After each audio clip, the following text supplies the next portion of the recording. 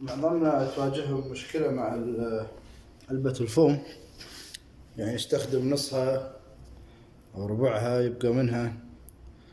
فهذه طريقة بسيطة. هذا ريشة طوفة أو كنكريت 6 ملي. 6 ملي تناسب قياس العود مال الفوم. هذا أنا بعد ما خلصت يعني بحوالي ساعة قبل لا ينشف تماما.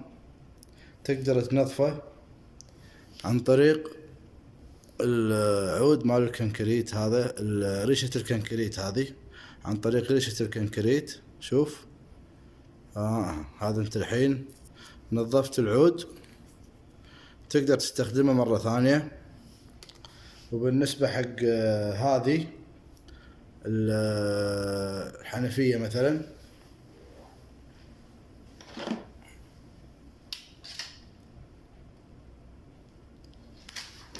عندك السيم هذا اللي هو يسمونه زيرو، تحطه هني تنظفها. كاسيم طلع من الصوب الثاني. اوكي، من الصوب الثاني. هذا احنا الحين نظفناهم. راح تقول لي بالنسبة حق الغرشة، حق الفتحة هذه، الفتحة هذه عندي انا احيانا ما تتسكر لان هي ضغط هواء، لكن اذا تسكرت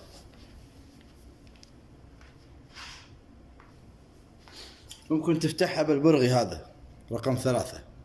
بس انتبه ان انت تدخل برغي كله داخل، ترى احتمال تنفجر او تسوي لك مشكلة.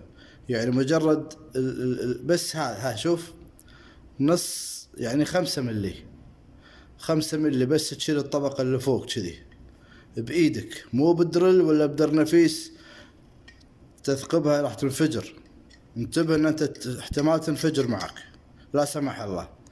يعني مجرد 5 ملي بس كذي، هني الراس هذا بإيدك كذي تنظفه، تطلع الفوم. الحين العبوة صارت عندنا صالحة للاستخدام مرة ثانية. تسكر الغطاء، وهذا العود، وهذه الحنفية اسمع صوتها.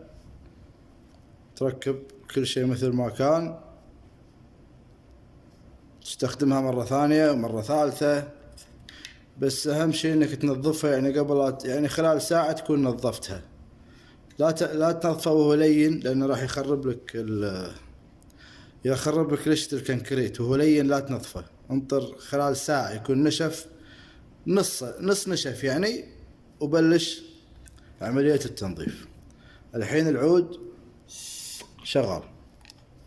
شكرا، السلام عليكم ورحمة الله وبركاته.